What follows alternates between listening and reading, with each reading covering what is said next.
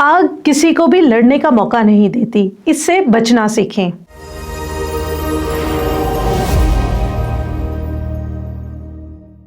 कराची के सदर में वाक़या गुल प्लाजा की स्टोरी तो इस वक्त आप सब सुन रहे होंगे, लेकिन आज की इस वीडियो में हम आपको बताने जा रहे हैं कि अगर आप अपनी रिहाइश या कारोबार के लिए कोई जगह चुन रहे हो तो वो जगह कैसी होनी चाहिए, उस जगह पर आपने किन किन बातों का ख्याल रखना है, या आलमी दुनिया किस तरह के इक़दामात करती है जिनसे बड़ी बड़ी बिल्डिंग्स को आग लगने के वाक़े से बचाया जा सकता है। सबसे पहले हम बात करेंगे इब्तदाई वार्निंग सिस्टम की। ये वो सिस्टम होता है जो किसी भी इमारत में धुआं लगने की सूरत अलार्म बजाता है, जिसे स्मोक डिटेक्टर कहा जाता है। ये अलार्म सिस्टम आमतौर पर स्मोक या तेज गर्मी को महसूस करने के बाद खुद से बजना शुरू हो जाता है। दूसरे नंबर पे आता है खुदकार फायर सिस्टम। इमारत के किसी भी कमरे में एक स्प्रिंकल सिस्टम लगा दिया जाता है जो आग लगते ही ऑटोमेटिकली चल जाता है और आग को बुझाने में अपना किरदार अदा करता है। तीसरे नंबर पर हम बात करते हैं फायर एक्सटिंग्विशर्स की।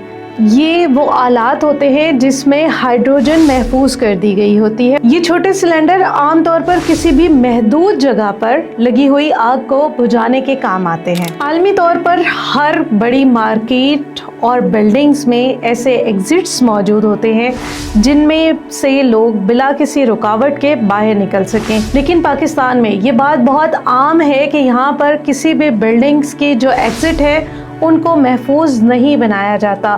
कभी कभार उनके रास्तों को बंद कर दिया जाता है कि लोग गैर ज़रूरी तौर पर उन बिल्डिंग से एग्जिट ना कर सकें। अगर आप किसी ऐसी बिल्डिंग का चुनाव करने लगे हैं जहां आपने अपना कारोबार बनाना है या घर बनाना है, तो इस बात की यकीन दहानी ज़रूर करें कि जिस बिल्डिंग में आप जा रहे हैं उसके इमरजेंसी एग्जिट 24 घंटे खुले रहते हों, ताकि किसी भी नागहानी आफत की सूरत में आप उस बिल्डिंग से बाहिफाजत एग्जिट कर सकें। इमरजेंसी एग्जिट, साइन बोर्ड और लाइट्स, इन लाइट्स और इमरजेंसी एग्जिट को ख़ास तौर पर लगाया जाता है कि वो लोगों की रहनुमाई कर सकें किसी भी इमरजेंसी एग्जिट की सूरत में।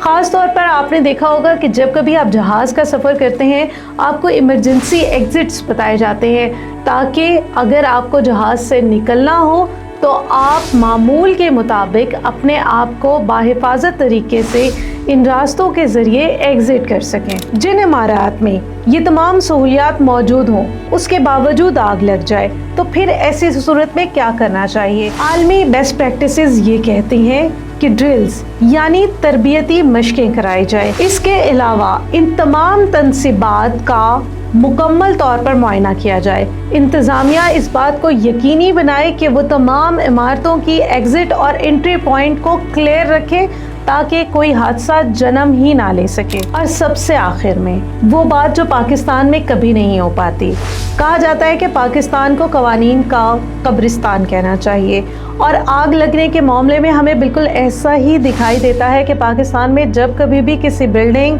फैक्ट्री, दफ्तर में आग लगती है तो वो आग फैल कर 256 लोगों की जान ले जाती है।